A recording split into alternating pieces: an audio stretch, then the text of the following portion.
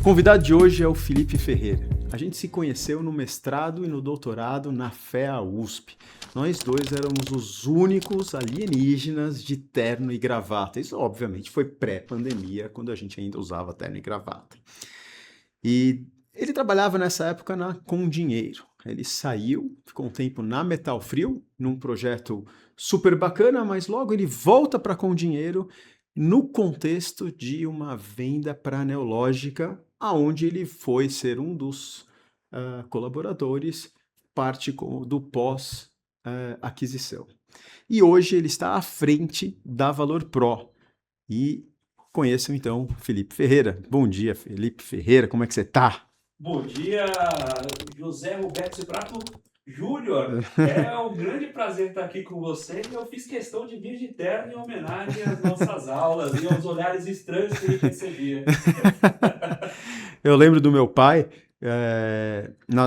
Meu pai, né, era professor nessa época do mestrado e do doutorado da FEA, e aí ele, né, chamava você de Filipinho, chegou o Filipinho, sempre correndo, né, porque a gente trabalhava, tinha que dar conta de tudo, fazendo aquele malabarismo, e foi uma época boa, né, cara? Foi uma época muito boa, muito divertida. Excelente disciplina, inclusive, de gestão de carteiras com o seu pai. Eu uso aquela aula até hoje. Eu estava, semana passada, mexendo nas anotações no caderno daquela aula. E a gente tinha um desafio, porque provavelmente no seu processo seletivo também perguntaram, né, o que você ia fazer, porque a dedicação do mestrado e do doutorado são integrais. Uhum. Então, como é que você ia sobreviver sem trabalhar? E aqui estamos nós, depois do mestrado e doutorado, tendo trabalhado nos dois, né? Exato. Espero que o pessoal não tenha se arrependido de selecionar a gente. Você tem certeza que não, mas de ter selecionado, né? Mas eu concluí os dois trabalhando. Não. E fizemos as nossas contribuições para a academia também, né? Então foi uma etapa bacana. Então, hoje você está à frente do Valor Pro. Exatamente. No ano que a Editora Globo faz 100 anos. Exatamente. Eu queria começar por aí, Felipe. Me explica como que o Grupo Globo está estruturado. Muito bem. Eu acho que a gente tem uma provocação de largada. Eu estava na reunião de diretoria lá do Grupo Globo, que acontece no Rio, e na minha frente sentou a diretora do É de Casa, que é um programa de TV. E ela foi explicar que era diretora do É de Casa, e eu tive que explicar que eu era diretor de uma empresa de software que pertencia ao grupo. Acho que esse é o grande primeiro impacto.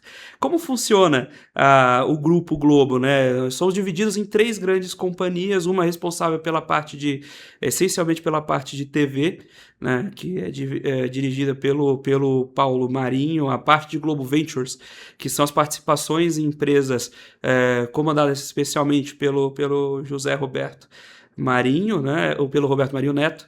Eu tô com o José na cabeça, e o Frederic Cachar toca a Editora Globo, que é essencialmente uma casa de marcas que incorpora várias das marcas do grupo, desde o Sistema Globo de Rádio, com CBN, Rádio Globo, BHFM, assim por diante, até as revistas, então Auto Esporte, Quem, Casa e Jardim, a joint venture com a Condé Nast aqui no Brasil, então Vogue, Casa Vogue, naturalmente o próprio Valor Econômico, o jornal fica dentro lá da editora, e nesse grande conglomerado de marcas nós temos o Terminal Valor Pro, que é uma business unit orientada à tecnologia, que fica também dentro do conglomerado da Editora Globo, que se montou nessa estrutura em 2018.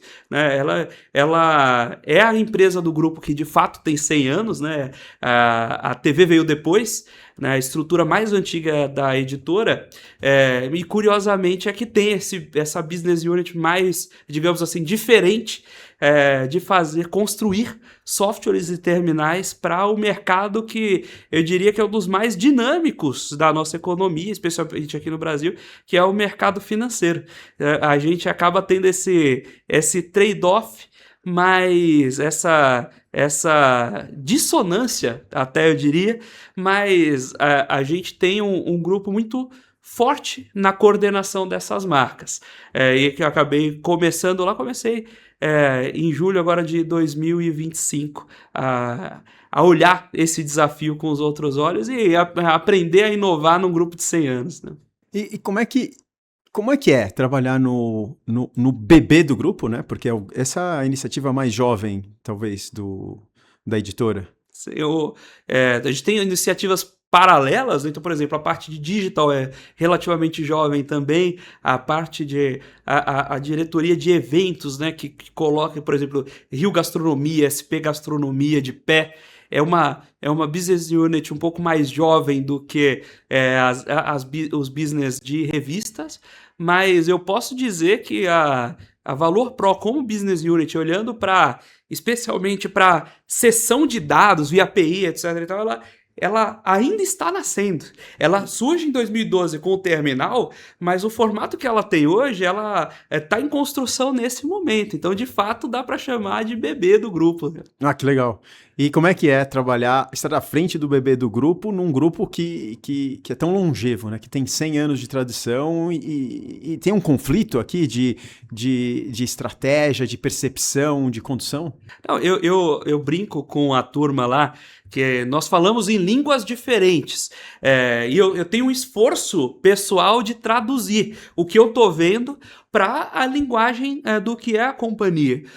E não digamos assim, maldade de ninguém. Simplesmente são mundos, universos bem diferentes, o que torna bastante divertido. Tem algumas boas vantagens que eu vou comentar em seguida, mas eu lembro a primeira vez que eu fui subir um projeto de orçamento e naturalmente, como é um business de tecnologia, ele cresce num ritmo diferente. E foi a primeira vez que eu subi um BP e alguém me ligou para falar, olha, mas esse crescimento que você está propondo aqui não é grande demais, não? Nossa, mas como assim? Geralmente acontece o contrário, né? Aí eu fui entender como era a cabeça, mesmo dos planos de investimentos, que mudava mesmo um pouco o cenário. Mas o primeiro impacto foi um choque. Ao mesmo tempo, quando a gente está acostumado a fazer virada de orçamento, revisão de orçamento ao longo do ano, uma empresa não vive 100 anos mudando tudo tão rápido. Tem uma cabeça de manutenção de negócios que, para quem está acostumado com uma visão de startup, é de fato diferente. E justifica, inclusive, porque eles sobreviveram tanto tempo. E aí vem um outro negócio que eu achei super legal e que me marcou muito nessa reunião de diretoria que eu encontrei. Inclusive me marcou porque eu encontrei a diretora da de casa e ela ficou surpresa de por que a gente tinha essa empresa Valor Pro dentro do grupo. Que eles têm uma cabeça que eu via na época de Metal Frio com a turma da Ambev, e que eu acho que puxa muito da excelência. Que eles têm um norte muito claro de o que eles fazem, que é essencialmente um conjunto de processos, pessoas e conteúdo. E tudo vai girar em torno disso. Então fica mais claro de enxergar para onde a gente está indo. Quem palestrou na reunião de diretoria foi a Amy Webb, à época, para falar de futuro, falar de TV 3.0. A reunião aconteceu no dia do marco da TV 3.0. O Paulo estava lá em Brasília, veio para a reunião. Uma visão de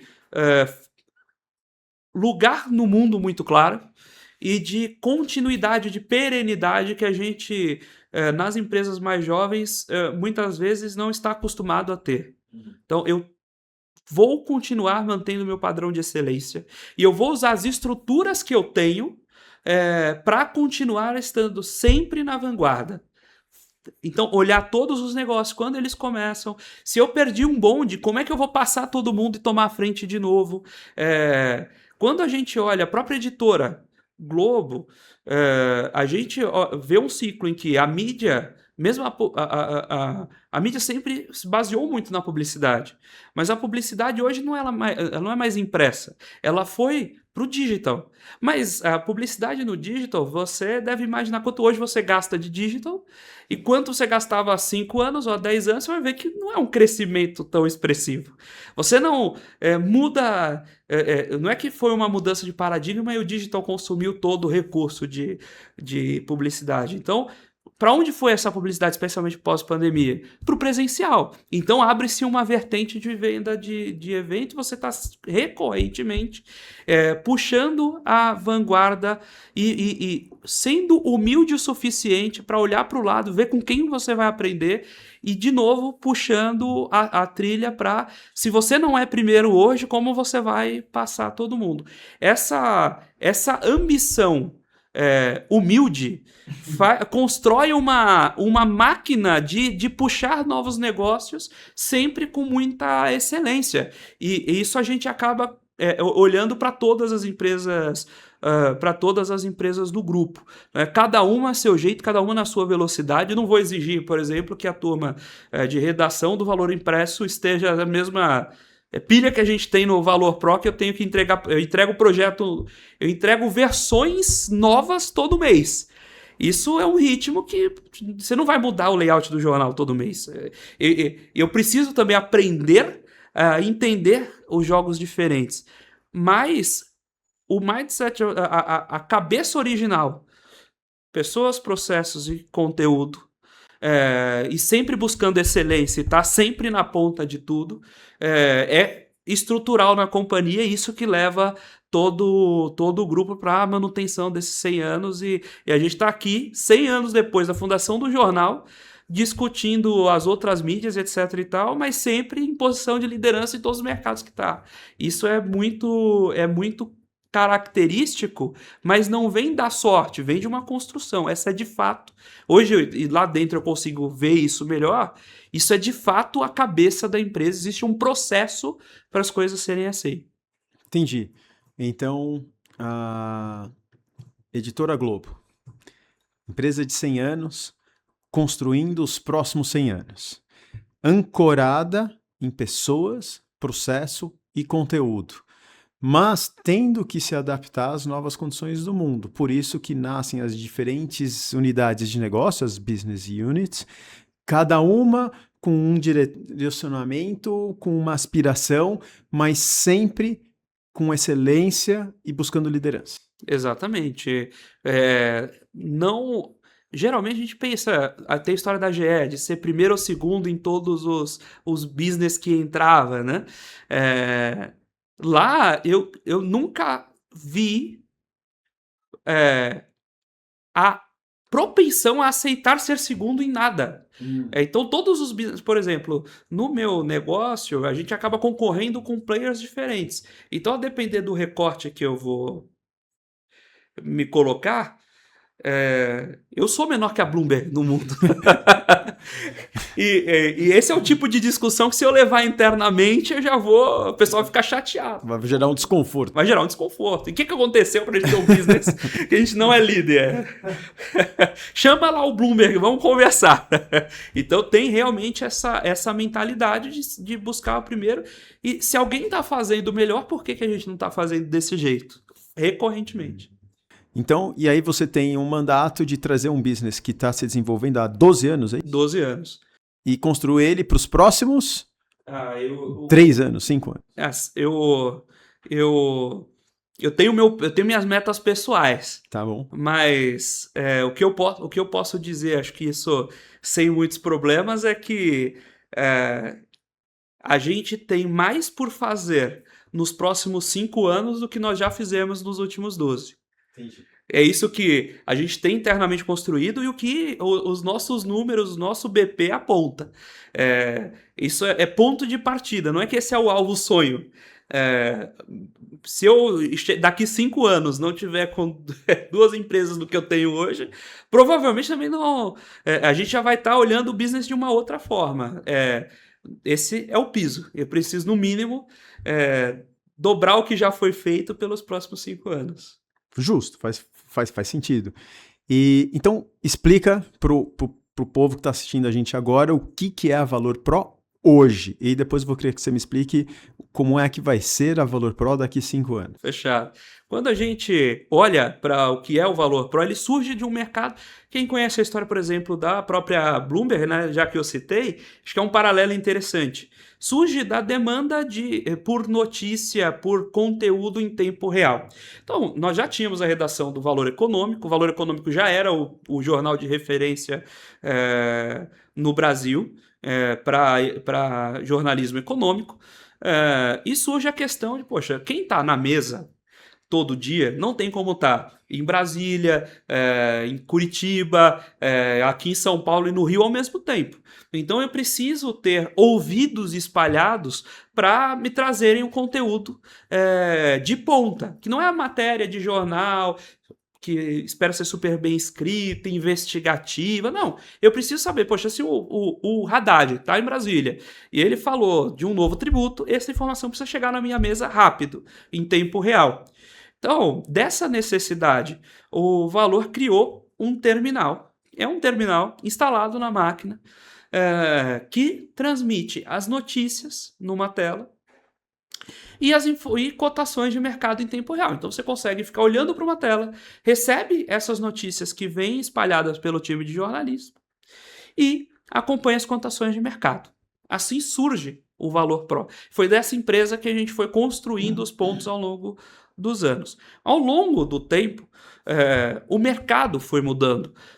Se a gente pensar há 10 anos, a distribuição as plataformas digitais eram incipientes. Gestores independentes eram raros no Brasil.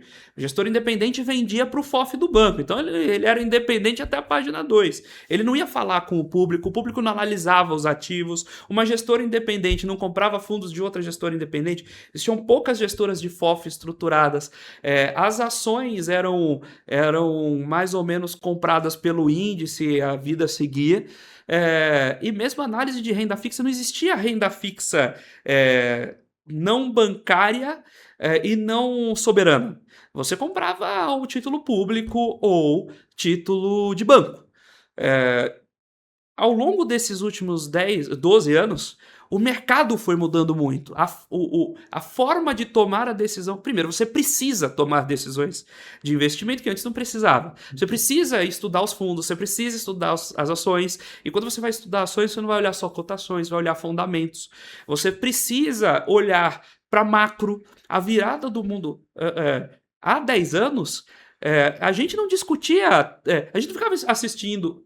Aqui no Brasil, né? Fora sim, mas aqui no Brasil a gente não ficava esperando o Banco Central americano dar guidance de taxa de juros. A gente investia até mais em fundamentos locais. Hoje em dia, você olha, os grandes movimentos da Bolsa vieram do guidance de juros americanos. Então você precisa começar a olhar mundo, você precisa de uma série de coisas que o mercado era preparado para absorver. Então, nós fomos pegando tudo que já existia de jornal e mais uma série de outras fontes e consolidando nesse terminal uma grande fonte de dados para tomada de decisão de investimentos. Então, hoje, se você entra no terminal, que começa com notícias e cotações, eu tenho a projeção dos analistas de todos os grandes bancos brasileiros para cada uma das principais ações da Bolsa brasileira. Eu tenho o sinal da Bolsa da África do Sul, se você quiser acompanhar como está o índice da África do Sul. Eu tenho um dólar, a gente viu o problema que a gente teve com o dólar que era divulgado na internet, né, de ir para 6,15 de repente. Então nós temos um dólar bidado pelo nosso time, que liga para os bancos para bidar o dólar comercial, o euro comercial, fora agregar as bases que são comuns. Então eu também pego aquele dólar que estava no Google, eu também pego o dólar do Banco Central, mas eu tenho o meu dólar construído lá dentro. Eu pego aí eu fui consolidando um mar de informações. Fundos globais, cotações globais, moedas globais, curvas globais, criptoativos. Ao passo que nós temos, por exemplo, tabulados, nós temos hoje a maior base de dados de balanços e demonstrativos financeiros de empresas de capital fechado. Tabulados não por IA, nós já tentamos, não funciona, infelizmente, mas nós temos seres humanos, contadores, que avaliam os balanços das empresas de capital fechado, tabulam e colocam isso dentro do sistema. Então, se você quiser saber quais são as empresas do Brasil com mais de 100 milhões de lucro e que tenham pelo menos 50 milhões em dívida para fazer uma oferta de crédito, você consegue fazer esse filtro em segundos ali dentro. Então, É verdade, eu já fiz isso. Você já fez? E funcionou? E funcionou. Excelente. A gente entrou no terminal do Valor Pro e aí eu pedi para filtrar as empresas. São milhares de empresas, são 7, 9 mil empresas, eu não lembro, são muitas empresas. E aí eu pedi mais de 100 milhões de reais de dívida bruta. Esse foi o meu filtro. E aí cuspiu lá, eu acho que 2 mil empresas. E aí lá tem outras informações das empresas. Aí você faz o filtro que você quiser. E aí eu peguei o setor de cada empresa. E aí eu consolidei numa tabela quais eram os setores que têm as empresas mais endividadas. Aí eu tenho o nome do setor, o número de empresas, a dívida agregada, a dívida per capita, né? A dívida por empresa. Então eu fui mapeando o mercado de dívida brasileiro através do Valor Pro e deu insights incríveis. Eu brinco muito com isso. A primeira coisa, o primeiro dia que eu estava trabalhando lá, eu passei a noite fazendo levantamento de empresas. Eu sou baiano, né? Aí eu fui procurar quantas empresas na Bahia geram lucro, né? Lucro relevante. Aí eu comecei Aí eu quase perdi a hora de dormir, né? Eu fui brincando com essas coisas. E isso, o que era para ser, né, um painel de cotações e notícias em tempo real, virou uma grande estrutura de tomada de decisão para o mercado financeiro. E se você for pensar, grandes tomadores de decisão hoje no Brasil têm esse terminal na frente deles. Os ministros da economia, da fazenda, vão olhar os ministérios de gestão, são contratos públicos, então todo mundo pode verificar, eles estão lá, os grandes tomadores de decisão dos principais bancos do Brasil. Isso é extremamente prazeroso, mas é também valioso. E nesse momento, foi mais ou menos quando isso começou a emergir ali dentro, que eles falaram, olha, isso aqui precisa ser um business à parte. Eu preciso olhar aqui para como esse negócio vive per si. Então trouxeram uma equipe de desenvolvimento própria, que antigamente fazia parte da estrutura da editora. O time comercial sempre foi apartado, etc. e tal. E aí, agora em 2025, me chamaram, foram ao mercado, falaram, puxa, o meu antecessor, Tarcísio, um forte abraço se ele assistir a gente, fazendo um trabalho fantástico até aqui. Ele terminou o doutorado e foi buscar outras coisas. E aí a editora falou, poxa, eu preciso ir ao mercado encontrar alguém que tem experiência em dados, experiência em tecnologia e experiência em mercado financeiro. Aí me mandaram uma mensagem no LinkedIn, acho que é coisa que nunca imaginei que aconteceria, de verdade. A gente escuta história e acha que é bobagem. Né? Falei, Felipe, eu queria conversar com você. E aí, quando me explicaram o projeto, eu falei, mas como é que vocês me acharam? Né? Porque quantas pessoas no Brasil tinham nesse tipo de carreira? E vocês chegaram exatamente em mim, né? Puxa, primeiro, que curioso. Segundo, pô, vamos fazer. E aí, rapidamente, o processo foi super rápido, inclusive, a gente conversou, e acho que foi um fit muito, muito natural. E aí eu fui para olhar isso. E aí tem a área de tecnologia, a área comercial, a própria área administrativa interna, a gente roda como uma business unit bem independente. Assim, a estrutura de gestão é bastante redonda como em um conglomerado propriamente deveria ser. Eu centralizo as áreas dentro da empresa e o meu reporte é direto para a holding. Né? Então, desse match, a gente acabou olhando para, de fato, surgiu naturalmente a ideia de que a gente poderia e deveria fazer muitas outras coisas. Então, essa foi a fase de o que é o Valor Pro hoje, mas naturalmente ele foi convergindo porque ele vai ser. Mas calma aí, antes da gente entrar nisso. Então, para os antigos, que quiser estruturar o pensamento, a gente pode dizer que o Valor Pro hoje, ele combina o que o Broadcast tinha com o que a Economática tinha. Exato, é perfeita a definição. Eu não posso falar porque eu estou falando dos outros, mas você acertou precisamente a informação. Isso é cirúrgico. E aí, para você virar uma Bloomberg, você teria que agregar trading dentro da plataforma. Perfeito. Porque a Bloomberg tem compra e venda de títulos, você faz book building dentro da Bloomberg. Tá faltando alguma coisa? O que pega bastante? A Bloomberg fez um trabalho fantástico de construção de ecossistema. Então, qual o principal ponto hoje da Bloomberg? Ela consegue, se você hoje, aqui no Brasil, quiser chamar a mesa de Londres para abrir uma cotação, você vai conseguir. Essa gestão de ecossistema deles é realmente imbatível, eu admiro muito esse trabalho deles. Isso é difícil de qualquer outro player no mercado alcançar. Uhum. Agora, o que a gente trabalha em mercado líquido, aí a gente já consegue fazer. Então, se eu, por exemplo, uma corretora quiser trazer os terminais dela para a gente e plugar via Fix as ordens para serem enviadas via Valor Pro, isso já é possível hoje. Já é possível. Então você vai chegar na Bloomberg. Que o Mike não nos escute, mas a gente está sempre buscando o melhor, como eu comentei com você. A gente está sempre buscando o topo. Que legal. Então agora me fala, agora eu estou pronto para ouvir. O que é o Valor Pro de 5 anos? Muito bem. Eu tenho um material que eu vou galgando internamente, que é o seguinte: a gente hoje no Brasil tem um mercado de terminais que gira algo em torno de R$1 bilhão por ano de mercado estabelecido. Mas quando a gente olha para o investimento de bancos em tecnologia, nós estamos falando de um mercado de 48 bilhões. Então, os bancos precisam investir em dados, em tomada de decisão e em tecnologia. Mas tem um pequeno problema: os bancos são bancos.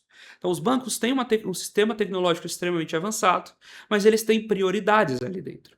Eles estão desenvolvendo sistemas de transação, eles estão desenvolvendo sistemas de custódia, e não faz sentido para o banco desenvolver, por exemplo, um sistema comparativo de ativos. Não faz sentido para um banco desenvolver um sistema de agregação de portfólios do seu cliente para o de fora para atender o private banking. Não faz sentido você desenvolver um sistema de trading ideas para alimentar a mesa. Tanto que hoje a mesa de um banco ainda é operada por seres humanos. Existe o trader que fica olhando as oportunidades de negócio.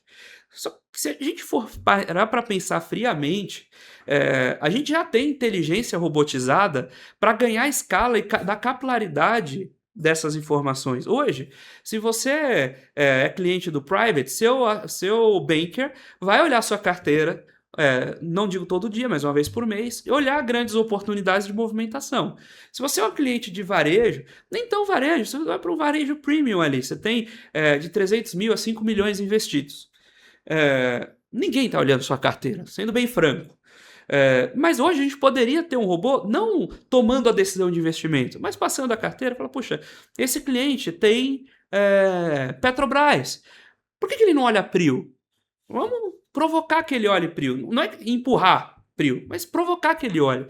Dar aquela dica de o que olhar do mercado assertiva para o seu cliente. Isso já é possível. Hoje a gente já faz. Dentro das lâminas, a gente vai lançar em breve o nosso próprio serviço de lâminas. Você está olhando um fundo, ele já tem lá os fundos comparáveis. Ele vai te dar o insight. Agora, dá para a gente levar isso para níveis muito mais granulares. Hoje, eu não preciso mais ter a informação consumida no meu terminal. A gente fez um projeto com um grande banco recentemente, em que eu forneço para o aplicativo que ele tem nos bankers deles, os bankers de agro, conteúdos de agronegócio. Eu estou fazendo todo o back, eu entrego o widget dentro do aplicativo dele. Só que ele não gasta 1 segundo de desenvolvimento dele desenvolvendo isso. E ele não gasta 1 segundo ligando lá para Morningstar para pedir o dado via Morningstar para entregar. Eu entrego soluções também customizadas para colocar o dado na frente do tomador de decisão onde quer que ele esteja. Seja no aplicativo interno, seja no portal, seja no site, seja nas agências bancárias. A gente está com um projeto interessantíssimo com um grande banco também, para dar ambiente de investimento para as agências bancárias flagship. Então, você entrar na agência bancária, tem lá o Valor Pro correndo, as notícias, as cotações piscando, os sites dos players de investimento, para que cada vez mais o investidor também tenha esse dado com qualidade na sua mão. E é para isso que a gente está construindo o que seria o novo Valor Pro. Entender o tomador de decisão, e buscar o dado onde quer que ele esteja. Então, eu mesmo tenho eu comentei da Bloomberg, a própria Morningstar é um grande parceiro nosso em buscar outros data lakes no mundo. E olha, se um grande banco hoje precisa ter esse insight dentro do aplicativo para fornecer para o cliente dele, deixa que eu vou lá, busco com a Morningstar, busco com os outros grandes players globais, consolido isso, programo o aplicativo e te entrego pronto. Isso vai dar uma agilidade, um braço para cada um dos grandes bancos em aumentar a velocidade dessa disrupção tecnológica no mundo de tomada de decisão de investimentos, ao passo que muda também o nosso lugar no mundo. Eu não estou só entregando a informação via terminal, posso entregar qualquer fragmento dessa informação onde quer que o tomador de decisão esteja. Então você vai ser quase que um agregador e distribuidor de informação de qualquer jeito para qualquer pessoa. Exatamente. E, inclusive, pronto. Esse é o ponto. Um outro projeto que a gente estava com uma corretora, eu não preciso... um que a gente lançou recentemente. Você não vai precisar desenvolver seu próprio aplicativo. Eu desenvolvo o aplicativo, eu coloco na loja, eu coloco o seu logo, eu faço as ferramentas que você quer e entrego para o seu cliente. E você vai focar em ter os relacionamentos com o seu cliente. Engraçado isso. Então vocês estão focados em ter a cozinha. Exato. E chegar com o menu pronto e colocar o logo do cliente e entregar o prato feito. Exatamente. Em pontos que a gente nem imaginava. Tem bancos que, se você observar, acompanha a rede social de um banco, nós que geramos a notícia que vai virar o post que ele vai alimentar o cliente na rede social. E aí agora a gente está colocando isso em produto de prateleira para, por exemplo, um assessor de investimento poder fazer a mesma coisa. Ao invés de eu contratar um time de social media aqui, para ler notícia em portal aberto e colocar notícia para dentro e não gerar valor para o cliente, eu te licencio esses canais. O que você quiser, você tira aqui, cria seu próprio, coloca seu look and feel e você vai ter a gestão de redes sociais baseada na nossa notícia de valor econômico. Isso leva a própria... Olha como isso leva a experiência do nosso cliente para outro lugar.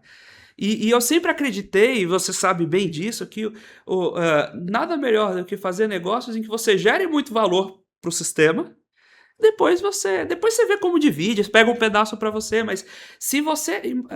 Imagina quanto melhor a experiência do cliente na ponta em receber essa informação de qualidade, consequentemente, quanto valor o nosso cliente está gerando para o cliente dele, e aí, consequentemente, quanto valor a gente está gerando para o cliente. Depois, em um mundo de muita geração de valor, a gente perde menos tempo discutindo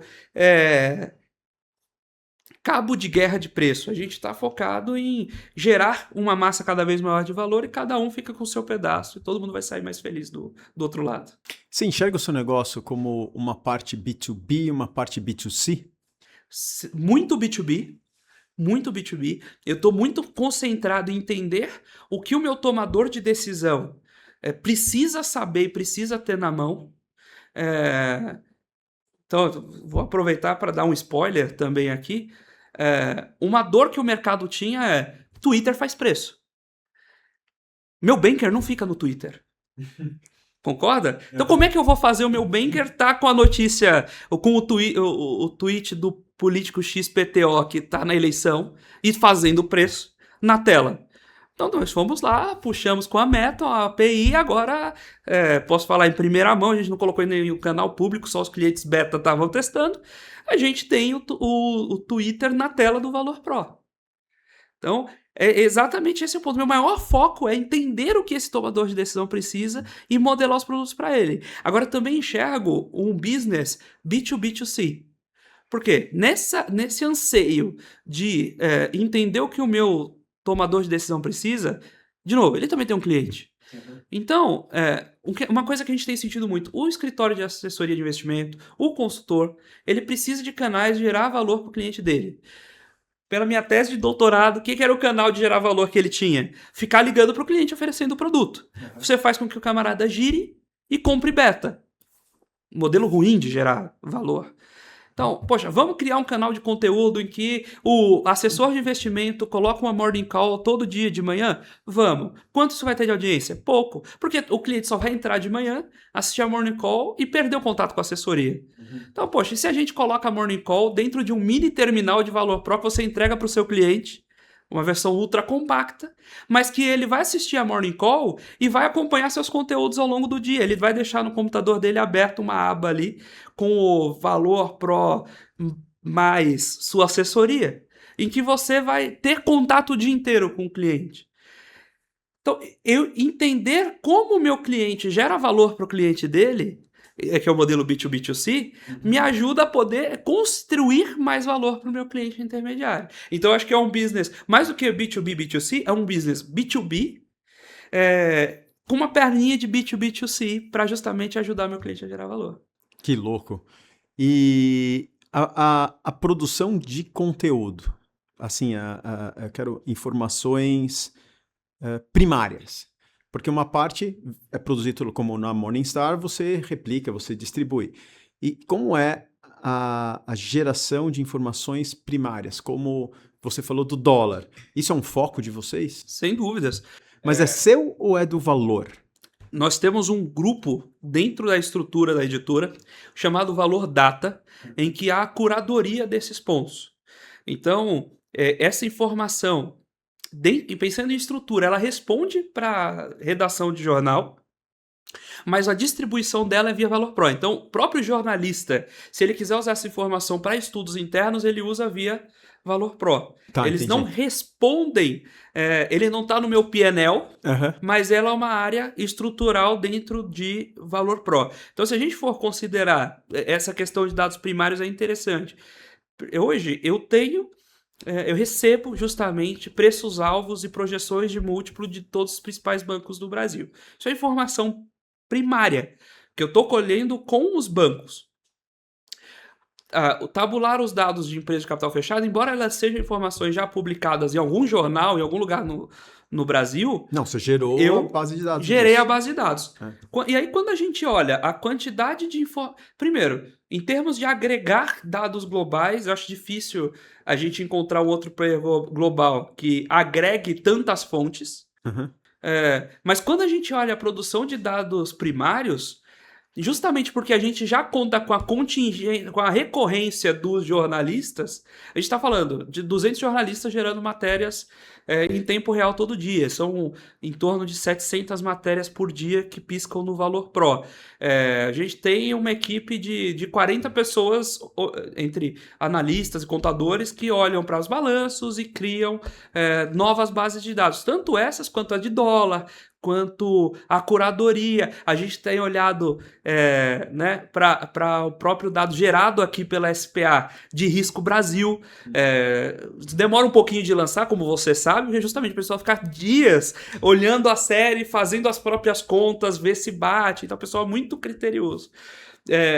Então forma-se aqui mais um time. A gente está falando de algumas centenas de pessoas originando dados, mais a consolidação de todas as grandes bases globais. Então é muito difícil. Acho que essa é uma grande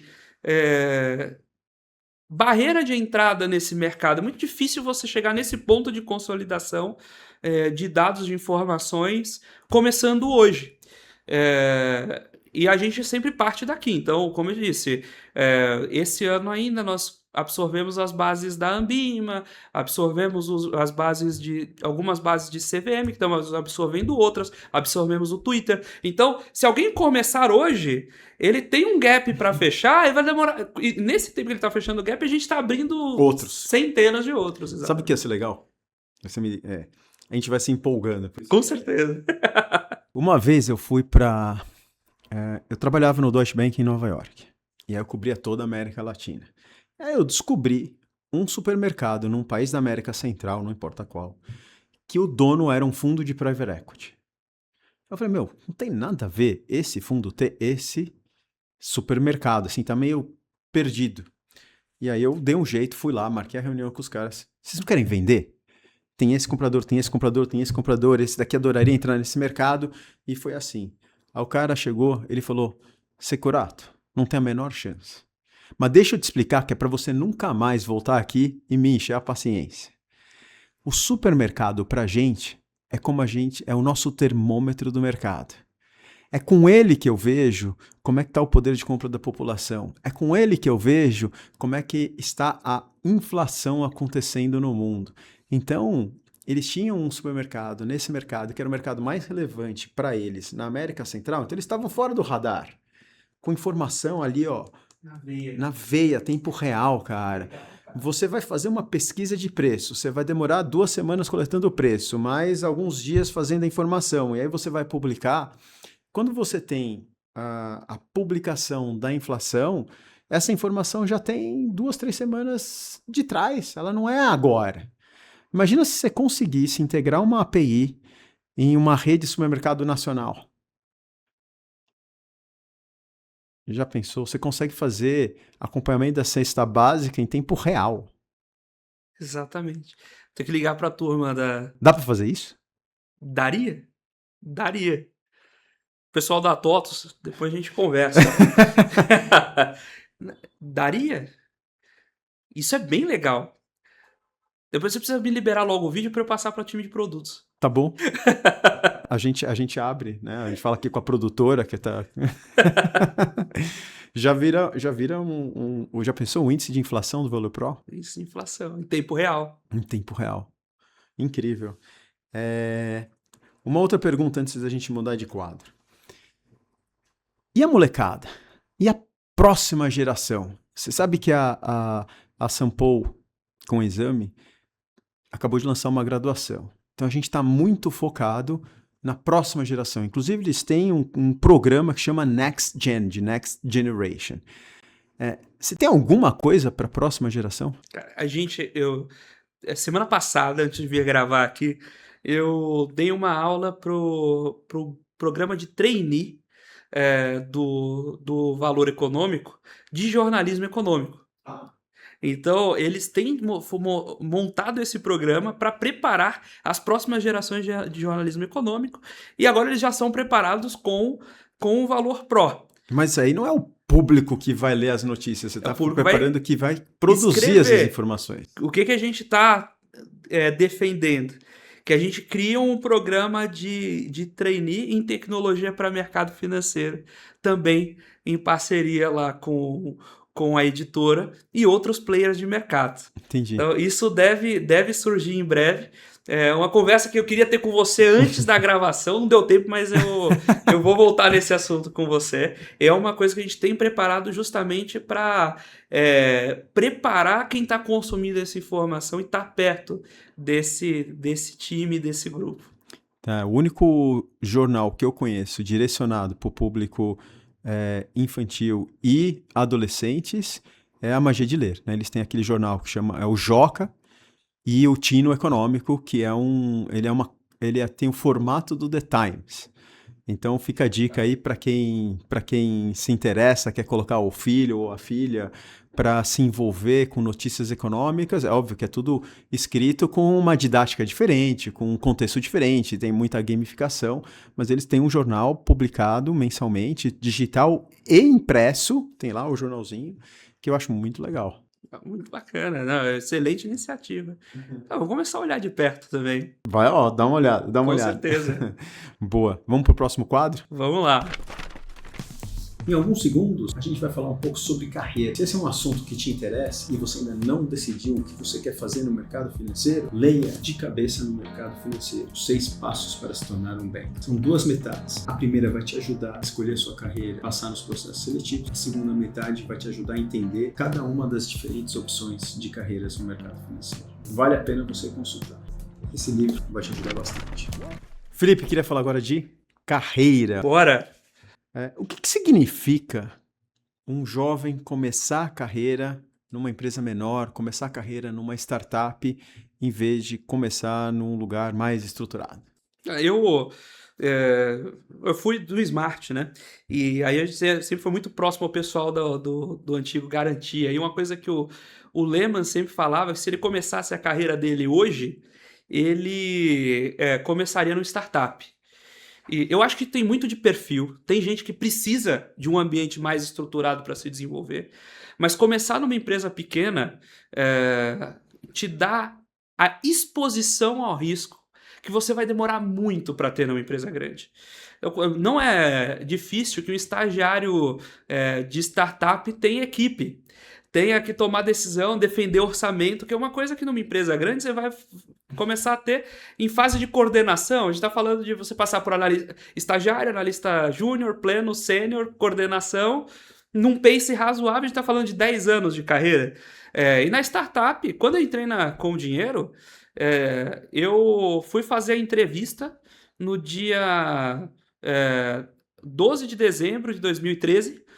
No dia 19, eu estava coordenando área.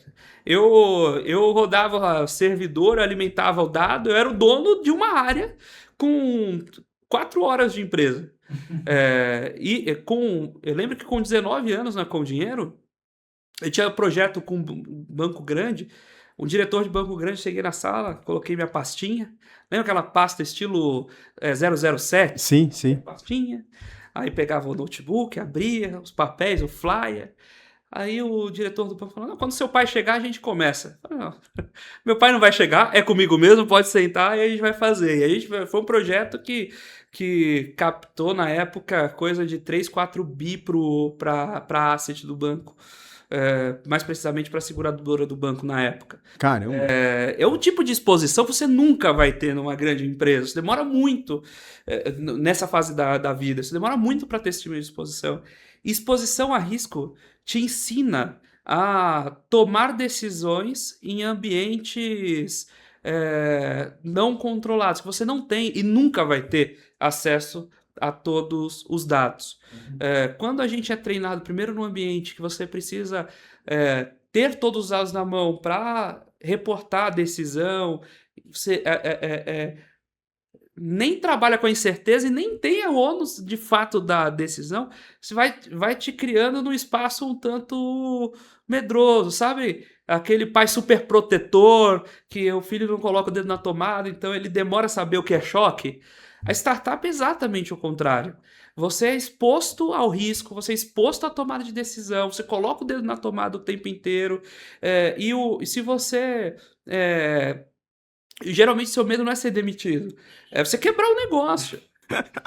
Você tá exposto... que o jovem não tá acostumado com isso. E é legal pra caramba, porque isso vai te ensinar um monte de coisas pro futuro.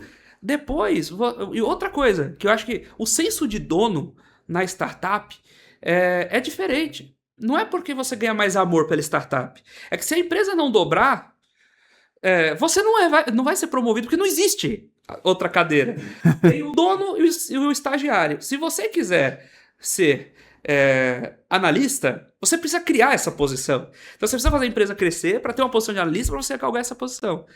Eu lembro, na Com Dinheiro a gente discutia muito isso, né? Falando, cara, para alguém ser diretor da Com Dinheiro, a gente precisa fazer a empresa crescer 10 vezes para ter dinheiro para contratar um diretor.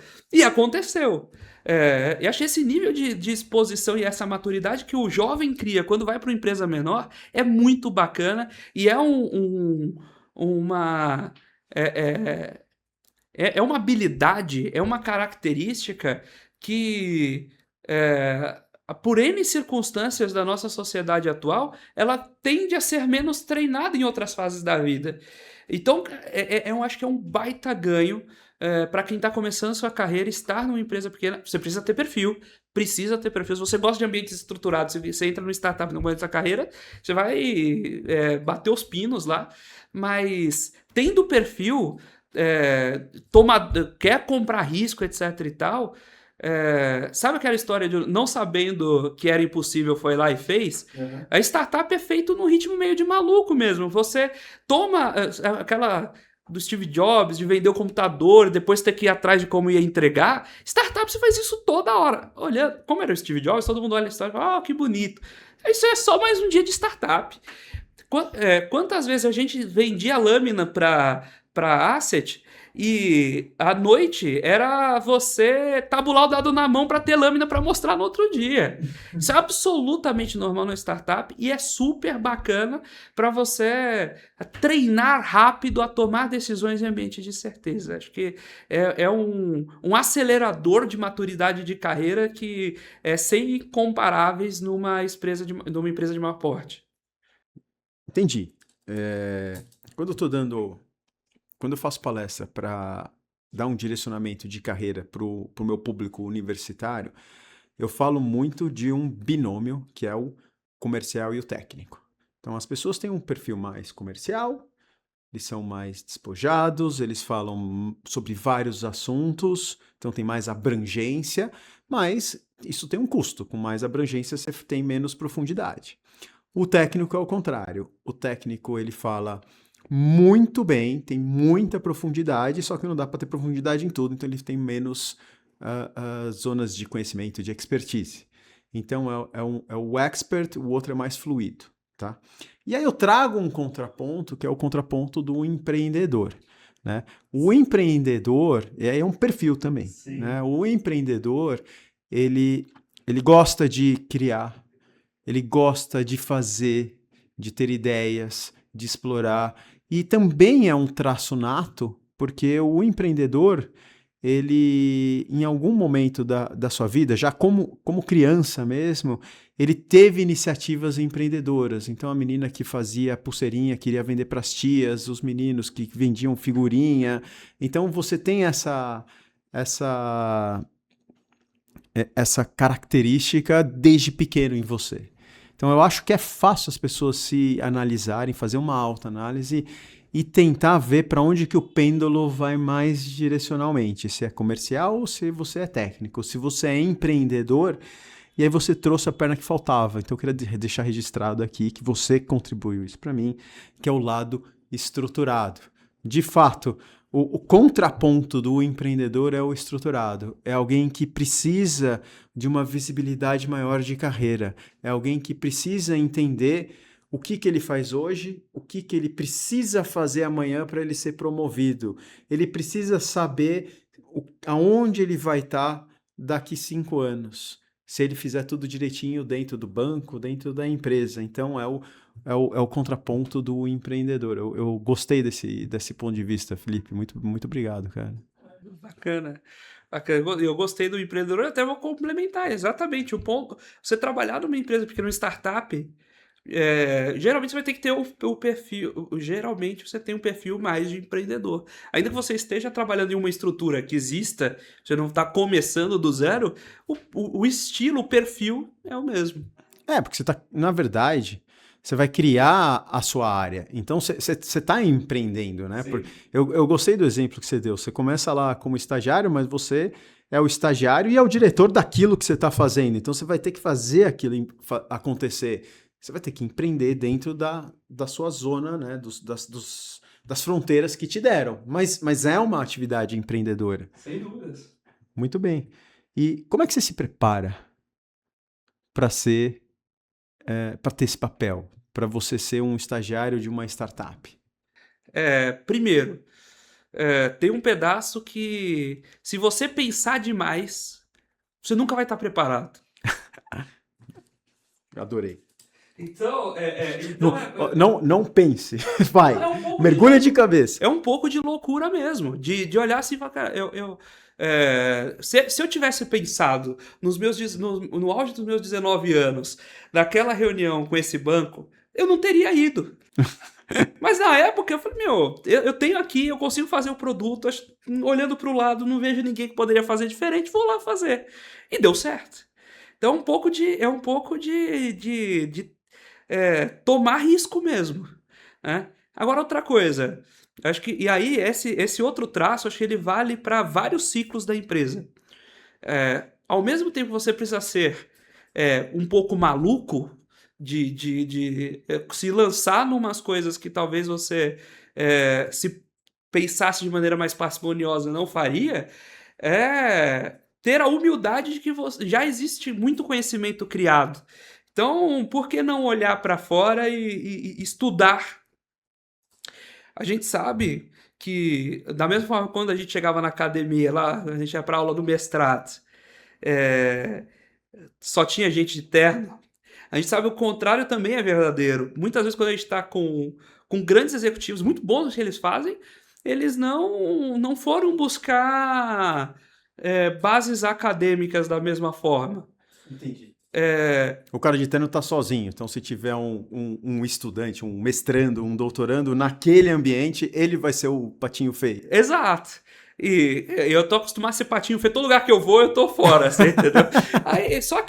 Só que o que a gente aprende na academia, a sua tese sobre valuation de startups e o ciclo de vida, isso é uma coisa que muita gente, muito private equity poderia ter investido melhor, pensado melhor o valuation que fez se tivesse lido.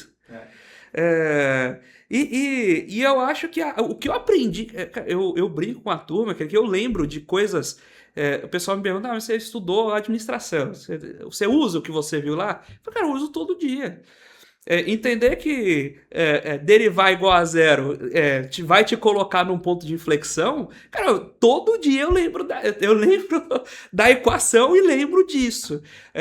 Das aulas de psicologia, da aula de marketing, que o administrador precisa conhecer um pouco de tudo. Eu lembro do professor falando, cara, não importa se você gosta de novela ou não, você precisa saber que novela tá passando e o que ela tá falando. Porque tem gente que assiste e você pode precisar vender para esse cara. E aprender com o conhecimento que já foi criado é uma forma de te dar velocidade, de antecipar cenários que você não precisa sofrer para aprender. Então,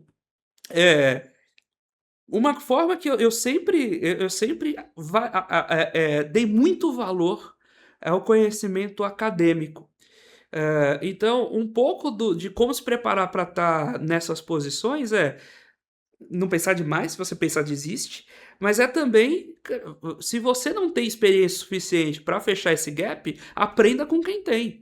Pergunta pro seu vizinho, vá no mercado, conheça pessoas boas de mercado que vão te ajudar, mas vai lá, pega o livro, pega o Journal of Finance, vê, não vai ler todos os artigos, todas as edições, mas vê que tipo de discussão tá passando na academia.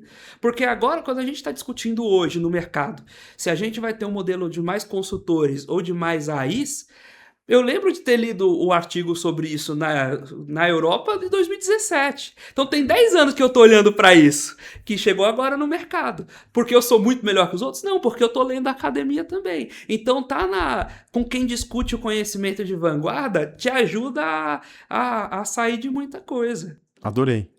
Assim, a conclusão que eu cheguei é que você é igual ao japonês aqui no Brasil, né? Porque o japonês aqui no Brasil, ele não é brasileiro, é japonês. Aí o japonês vai pro Japão, ele não é japonês, ele é estrangeiro.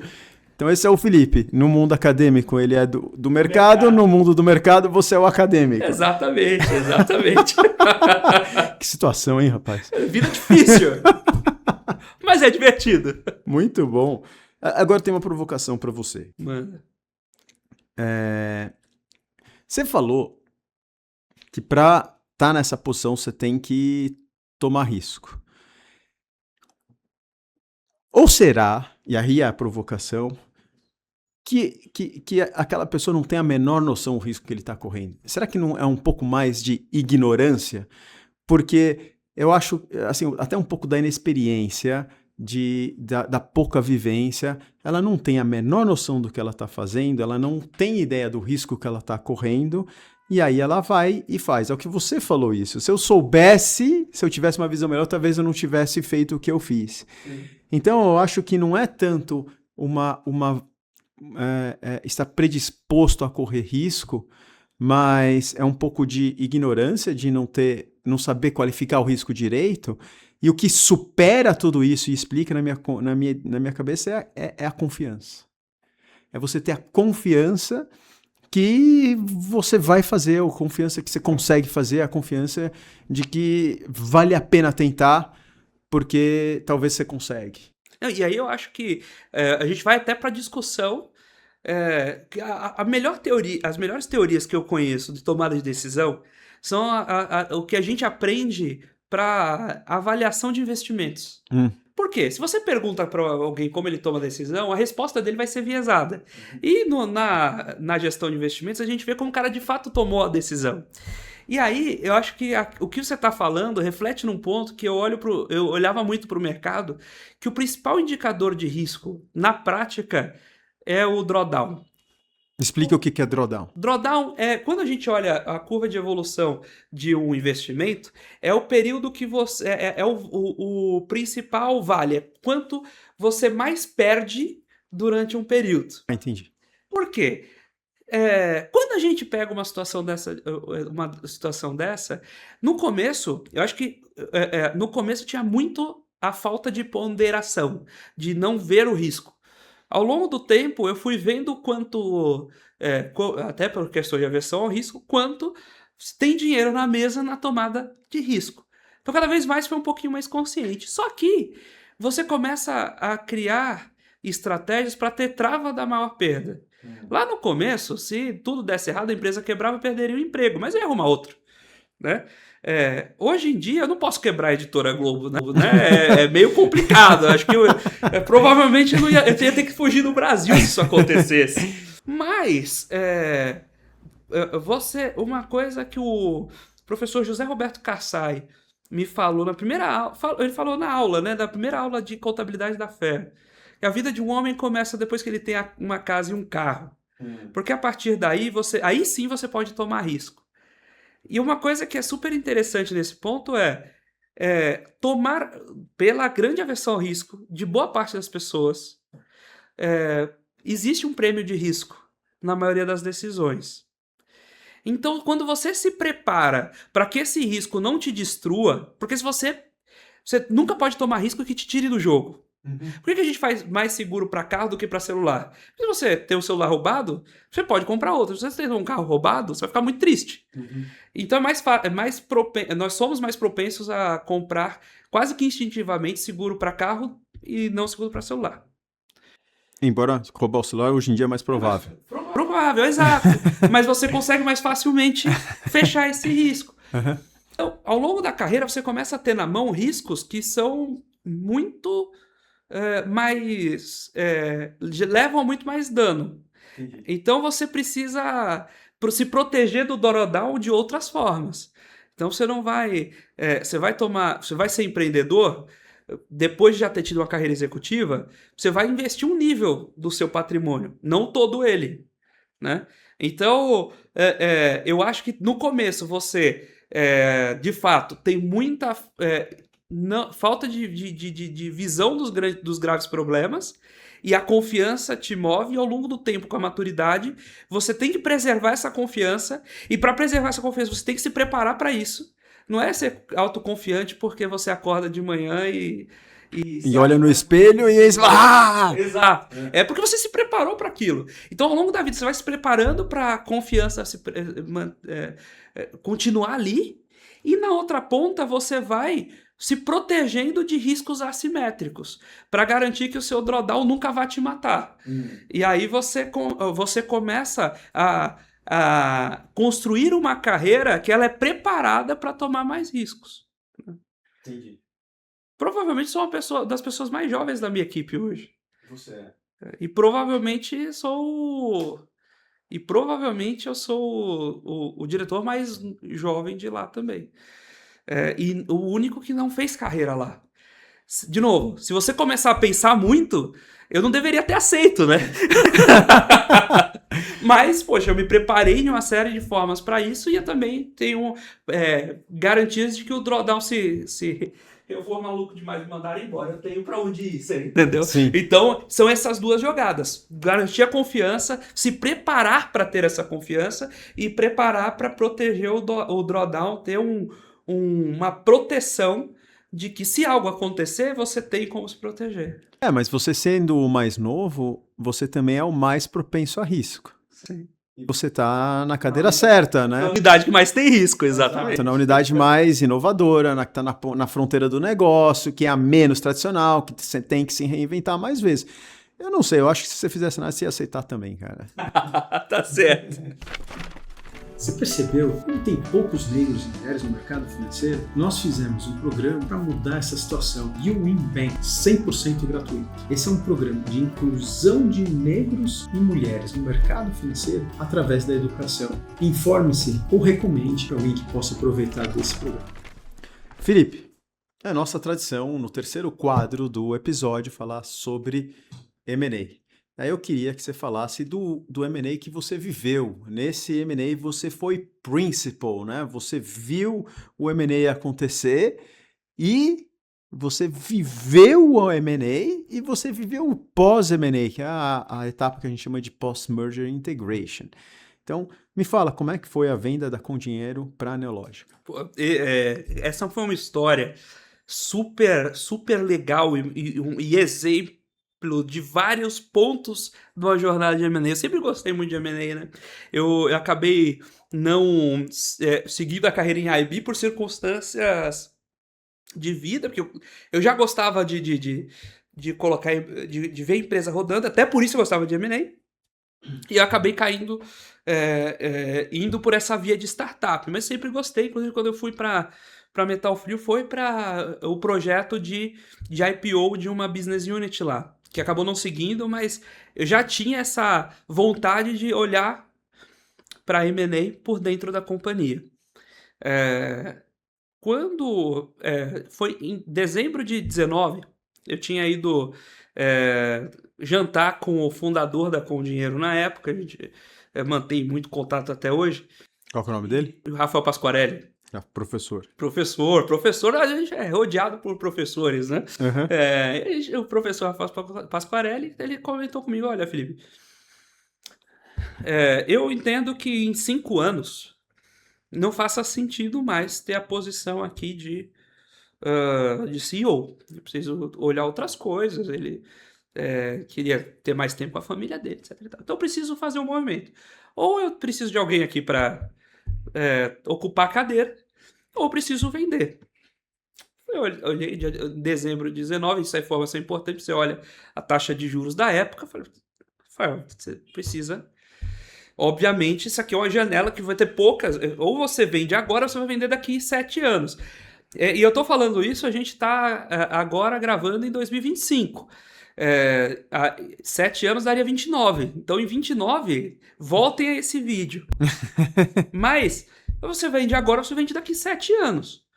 Eu falei, não, vamos... só que, precisaria de alguém para tocar esse deal. Eu precisaria de um CFO aqui. E hoje não é assim que o instrumento funciona. Você não quer voltar não para tocar o deal? Eu falei, poxa, eu fui para lá para tocar um deal no mercado industrial. Se for para tocar um deal dentro de uma empresa de tecnologia, na verdade faz muito sentido. A gente acertou o que precisava, comprei uma participação ainda na empresa fechada. Eu voltei em março de 20 para tocar o M&A. Então eu falei, eu tenho 2 anos, até o fim de 21 eu preciso colocar esse M&A pronto. 1 ano para arrumar a casa, 1 ano para colocar o processo na rua. E é a Disney de qualquer pesquisador, né? De fato, você tem um laboratório para ver se as coisas funcionam. Então, eu voltei no meio da pandemia, então eu tinha acabado de entrar no doutorado, eu estava começando as disciplinas do doutorado agora e tocando o M&A e tocando a operação da companhia, porque eu fiquei com a cadeira de CFO lá. Então, desde parte de tesouraria, a parte de controladoria, a parte de business planning ainda respondiam para mim, a área de RH respondia para mim, e eu tava tocando o M&A sem ninguém da companhia saber, obviamente, e o doutorado. E eu dava aula já nessa época, então... Aí o que eu olhei para fazer? Cara, a empresa precisa de processos bem estabelecidos para comprovar que a empresa sobrevive sem o fundador e, eventualmente, sem os demais sócios. Como é que a gente faz isso? Cara, eu peguei o que eu já tinha visto de processo de empresa de capital aberto com a Metal Frio. Falei, cara, isso aqui é o piso. A gente precisa entregar daqui para cima. Desde montar manual, plano de cargos e salários, manual, programa de desenvolvimento de liderança. A gente começa a colocar o programa de desenvolvimento de liderança.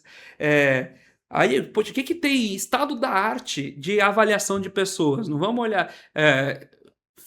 se eu vou implantar agora, por que eu vou montar feedback 360? Cara, o que tem de estado da arte? Feed forward. Aí eu peguei a cadeira de gestão de liderança do doutorado, fui lá aprender, voltava, mapa sucessório, tá aqui, quais são os principais pilares de gestão de talentos, tudo no livro. E aí, gestão de processo. Traz ERP. Mas como é que o ERP vai funcionar para uma empresa que é um SaaS, que eventualmente você recebe para depois entregar o produto? Então vamos buscar uma empresa que fazia ERP personalizado para entregar o relatório do jeito que a gente estava acostumado a ver. Em um ano, a empresa que era simples nacional 5 anos antes, a gente tinha estrutura de holding, a holding principal com as limitadas embaixo, uma empresa mais focada em que era serviço público, que tinha que ser uma estrutura de lucro real e que ela tinha uma série de controles específicos. Uma outra empresa que a gente fazia os contratos que eram mais com empresas menores, então elas olhavam o processo de forma diferente. Então o que a gente vendia para um caso, o que a gente vendia para outro, como a gente separava, que equipe estava alocado em cada empresa limitada embaixo, como tudo isso ia para holding, distribuição de dividendo assimétrico. Imagina um escritório de contabilidade que atendia a gente, o que esses caras estão fazendo? Coisa maluca. Eu tinha que ficar dando aula para os contadores toda hora do que a gente estava fazendo e por que era assim.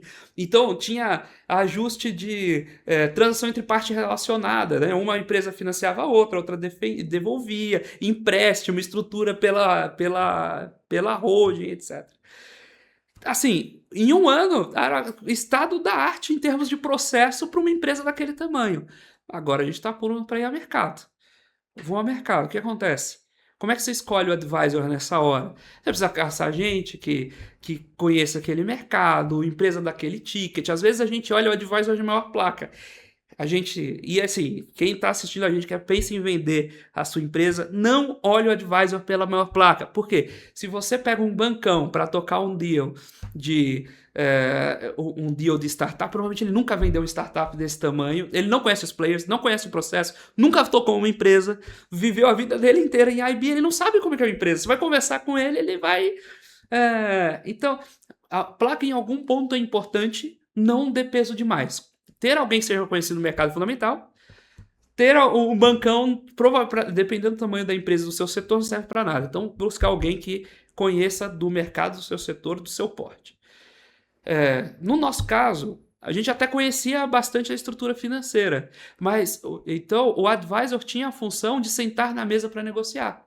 Porque os players que estavam do outro lado eram ou clientes ou fornecedores. Se eu sentasse para negociar, eu ia sair machucado. Então, vamos buscar alguém, inclusive, o advisor aí, no caso, ele foi premiado com o deal, porque na época todo aquele book de vamos montar o valuation, essa parte a gente entregou para ele, ele provavelmente não sabe como o valuation foi feito até hoje. Mas para a jogada que a gente precisava de estar na mesa de negociações foi muito útil. Um bom escritório de advocacia, na época a gente estava com o Tosini, mas o João hoje que está no Demarest ajudou muito a gente em olhar casos que são sensíveis a negociações específicas.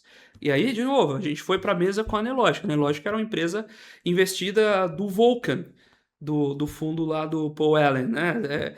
Eles tinham uma bagagem, o CFO do lado deles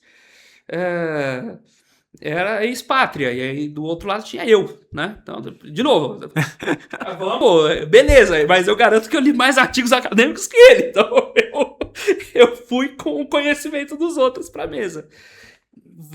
E a gente pensar de novo que há um ano e meio antes da minha entrada, a gente era uma limitada, oriunda de uma simples, nacional. E a gente estava passando por a auditoria da Grant Thornton. E como é que a gente ia preparar toda a documentação, tudo muito redondo para ser uma empresa que qualquer pessoa, qualquer executivo profissional poderia tocar. Ela não era dependente das pessoas. E esse acho que é um marco fundamental. Se você tem uma empresa que depende exclusivamente de você, você não tem uma empresa, você tem um emprego de luxo. Uhum. Então você precisa ter uma empresa que ela consiga rodar sozinha. Colocamos todos esses processos no ar. 25 de dezembro, na casa da minha avó, no interior da Bahia, com o escritório de advocacia negociando cláusula do SPA até o último momento de 21. Negociações como, de novo, earnout. Cara, a gente precisa, quando a gente vai pensar earnout, o empreendedor ele tende a ser razoavelmente autoconfiante. Senão ele não teria empreendido. Exato. Aí o empreendedor vai olhar e falar, poxa, legal, eu preciso, se eu continuar crescendo 20% ao ano, eu ganho mais 20, 30, 40% de valuation. Parece fantástico. Mas lembra que você está vendendo o carro. Por mais que você continue no volante, o carro não é seu. Existe um novo dono e que se ele quiser trocar a roda, se quiser colocar combustível adulterado, se quiser não trocar óleo, ele vai fazer. E se ele fizer isso e você, por exemplo, quebrou no meio do caminho, você não tem porquê, nem como, nem justificativa para chorar. Você aceitou o earnout. Então, cuidado para quem está querendo vender sua empresa, cuidado com o excesso de confiança no earnout. Considere que o preço da sua empresa, na maioria dos casos, raríssimas exceções são diferentes disso, e eu sei que você tem um bom caso de exceção, mas são raras as exceções. O preço é o preço negociado de valor de face. O earnout é uma premiação executiva. E o empreendedor não está acostumado com isso. Cuidado com essa cláusula. Cuidado com... Aí, inclusive, eu já posso trazer os erros também. Estabelecer governança no momento do SPA. Quando a gente conversou, a ideia era que nós continuássemos como um ABU independente. E ficou. Mas nós não, e acho que esse é uma meia-culpa, acho que conversando inclusive com o pessoal da própria Nelogica, faltou um pouco dos dois lados, de a gente, na época do SPA, senta e fala, cara, o que vai ser autonomia e o que não vai ser? Quem vai mandar até que ponto? Quem vai escolher o quê? Quem vai pregar os pregos da parede?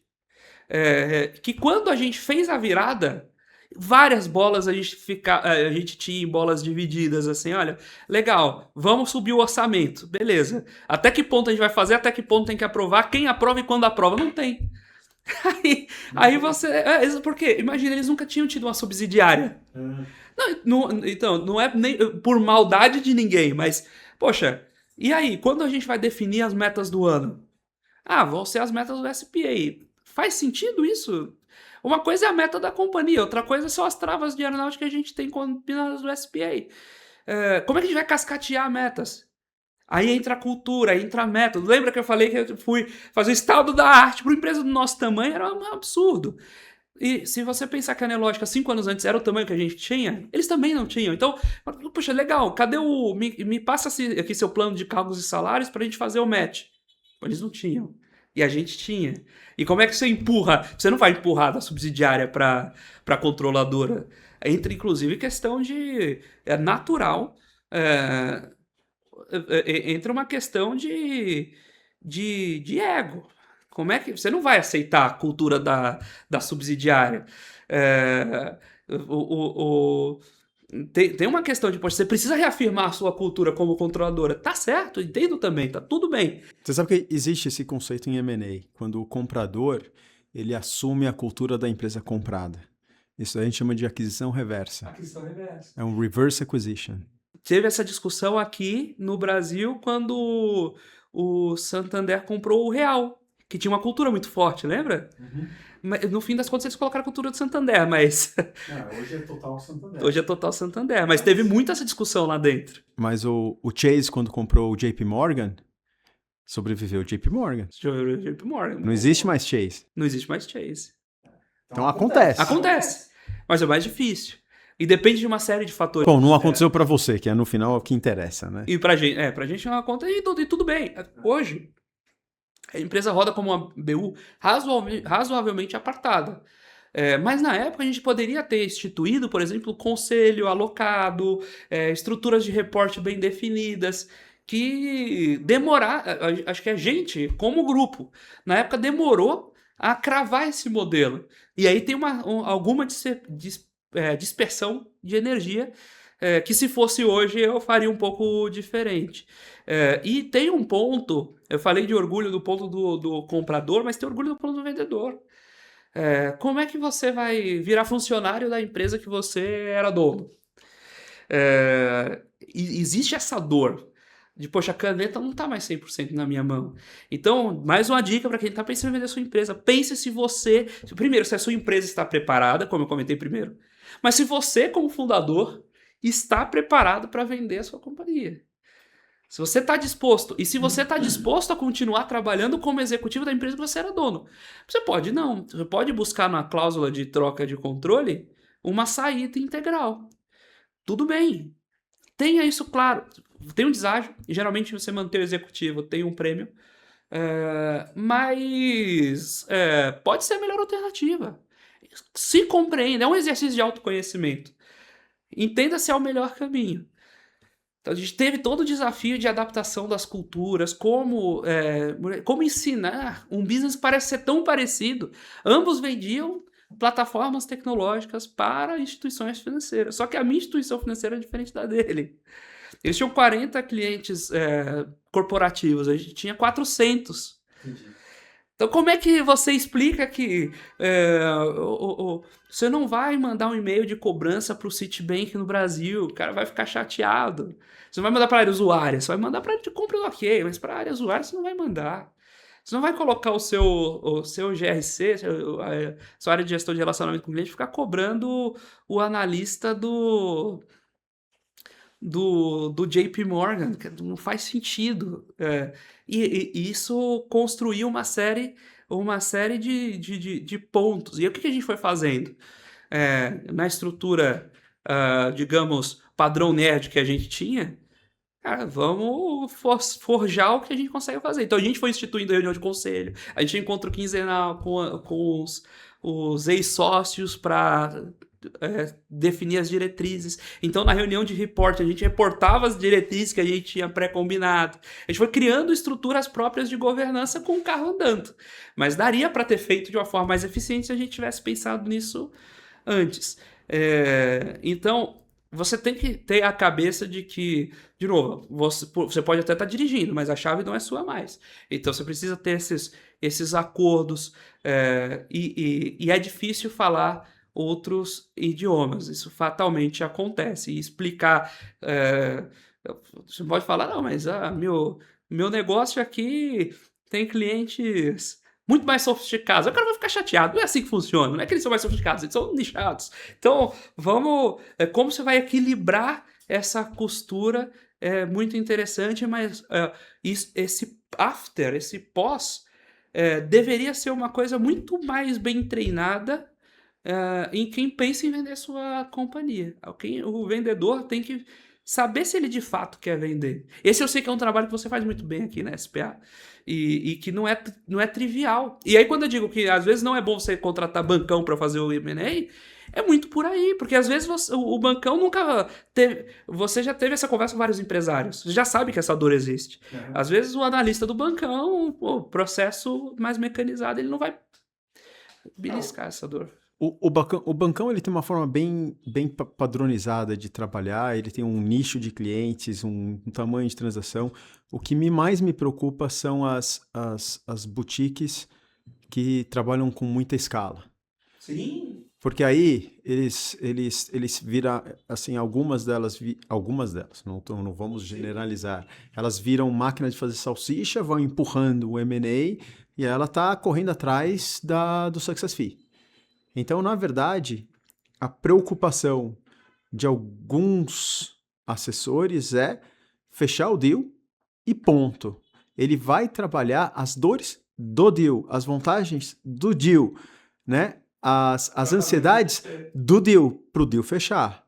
Eles não estão tão preocupados com o cliente deles, que é o empresário que está vivendo por aquilo e precisa ter essas acomodações, entendeu? É que o seu caso foi diferente porque você já trouxe um assessor e falou, negocia isso daqui para mim. E aí ele foi lá e fez o mandato dele. Mas, de fato, eu trabalho com um pouquinho mais de cuidado. E já levei ofertas excelentes para clientes meus que não venderam e eu sabia que ele não ia vender, porque eu sabia que ele não queria vender. E respeitei. Continuei trabalhando com ele, continuei ajudando ele a gerir a empresa dele e a vida que segue. Mas, agora uma pergunta. Você não precisa elaborar muito, porque tem uma discussão que ela acaba sendo polêmica se M&A funciona ou não funciona.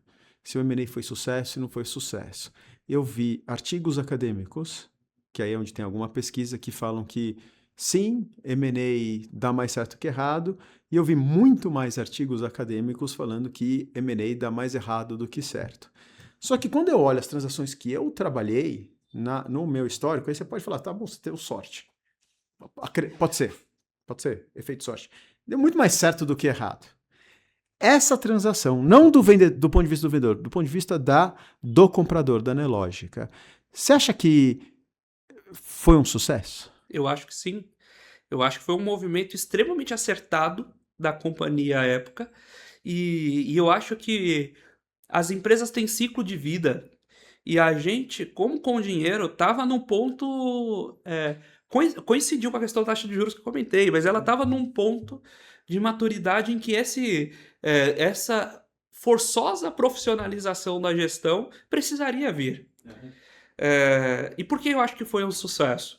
Primeiro, quando a gente prende manual de sinergias, complementariedade de clientes, existia uma sobreposição, mas existia uma série de clientes deles que nós poderíamos atender e não atendíamos, e uma série de clientes nossos que eles poderiam atender e não atendiam.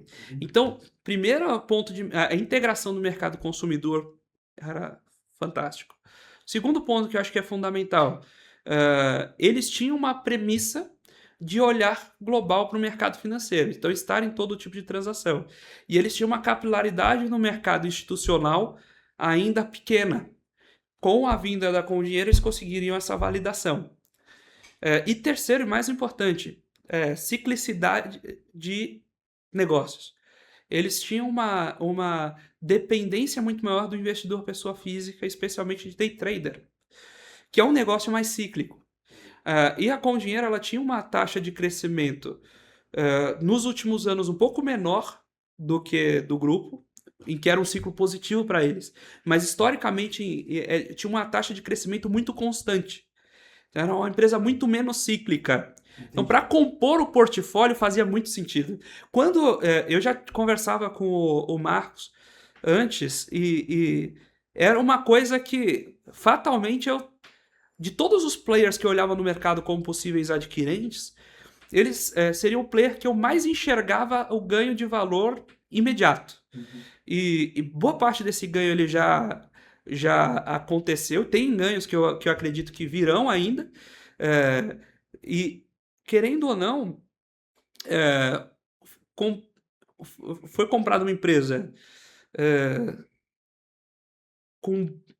lucrativa, com boas margens e muito sólida para compor um portfólio dentro de um mercado que era parelho em uma zona que seria mais caro construir do zero do que ter feito essa aquisição. Então, eu acho que em vários pontos eles tiveram ganhos de valor. E eu concordo com você. Me incomoda um pouco quando eu vejo os artigos e falo, puxa, mas por que tanta destruição de valor? E aí eu acho que, brincando um pouco lá com a minha dissertação de mestrado, da questão de governança, eu acho que tem muita destruição de valor nesses casos em que o advisor tenta empurrar o deal a qualquer custo e o executivo da compradora quer comprar a qualquer custo porque ele tem outras aspirações secundárias. A empresa tem que crescer, é vaidade. Mas a gente deveria conseguir montar um paper em que a gente exclui esse efeito e pega só deals que foram feitos deals que foram feitos previamente estudados e calculados. E ver se o resultado não fica limpo. Porque a sensação que eu tenho é que quando o deal é feito com motivos reais, não circunstanciais, geralmente ele vai gerar valor por um princípio que tem lá no livro do Ross, que geralmente a empresa vale mais para o dono do que para o comprador. Para sair um M&A, o valor que precisa que precisa ser percebido em ganho de sinergia precisa compensar esse déficit. Se ainda assim sai um deal, porque todo mundo está olhando muita folga na oriunda das sinergias, ele deveria dar certo. O que eu acho que acontece é essa contaminação. Não dá porque tem um cara tentando empurrar demais e um cara querendo comprar demais, e esses se encontram e fazem deals que no fim do dia não fazem sentido. Acho que o erro de mensuração que acontece também de sinergia, ele existe, mas ele não... pensando em média e desvio padrão, né? Na média, isso deveria gerar valor, o erro deveria só compor o erro para cima também, sinergias que você não espera. Assim. Verdade. Eu chamo isso de racional da transação. O racional da transação é por que aquela transação faz sentido, por que eu quero fazer aquela transação e está implícito nisso o que eu espero da transação. E aí eu defendo que você tem que construir bem o racional da transação, e um racional da transação sólido, bem construído, que faz sentido, que não é emocional, que não tem esse viés, que não tem segundas intenções, esse daí vai levar para uma transação de sucesso. Eu acho que um problema também dessa discussão de se M&A faz sentido, não faz sentido, sucesso, fracasso, é que você tem um pouco de viés de amostra. As pessoas falam muito mais dos M&As que deram errado dos que deram certo. E muito mais dos que deram errado por fatores culturais, por questão de conflito de funcionários. E aí esses fazem um barulho mais do que proporcional. Concordo muito. Mas são conjecturas, né? Vamos ver. Que bom que a transação para a Nelogica foi uma boa transação. Inclusive, tenho relacionamento com eles até hoje. Eles são meus fornecedores de dados estruturados, né? Boa. E a gente... falei essa semana com o Marcos, a gente vai ter um bom relacionamento. Eu acho que eles vão ter muito sucesso ainda com dinheiro por lá. Que bom. Tá aqui, o Felipe. O Felipe é amigo de todo mundo, cara. Eu não conheço ninguém mais bem conectado do que o Felipe. Muito bem. Você está interessado em mais informações de Investment Banking? Você conhece o site www.investmentbanking.com.br? Nesse site tem tudo que você precisa saber para trabalhar em Investment Banking. Inclusive, como montar o seu Equity Story, a narrativa única para te conectar com uma vaga de Investment Banking. Confira. Felipe, estamos naquele momento do episódio que a gente vai falar um pouco sobre você. Me fale algo surpreendente do Felipe que não está no seu LinkedIn. Quando você me foi no meio dessa pergunta, eu fiquei pensando em algumas coisas, né? Mas algumas coisas eu já revelei. Por exemplo, eu sou torcedor do São Caetano e ninguém acredita, né? Mas na época do Você com Dinheiro, eu entrevistei o escritório de advocacia que estava fazendo a recuperação judicial do São Caetano. Uhum. E lá eu revelei. Então essa não seria novidade. Uhum. Mas eu tenho uma novidade. Uhum. Eu sou baiano. Não é maluco?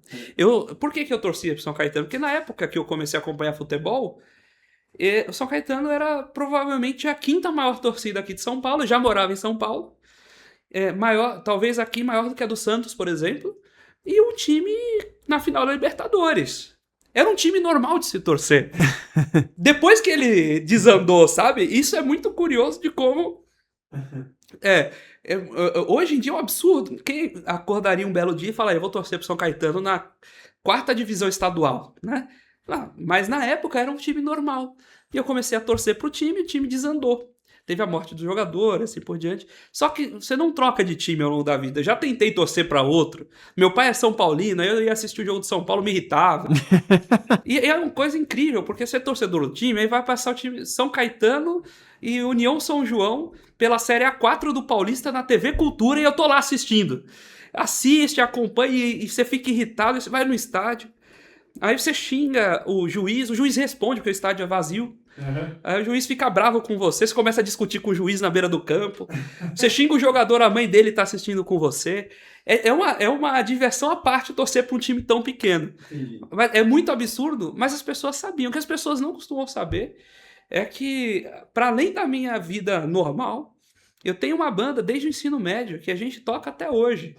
Sério? Exatamente. Você toca numa banda, Felipe? Uma banda até hoje. Eu registro que eu não sabia disso.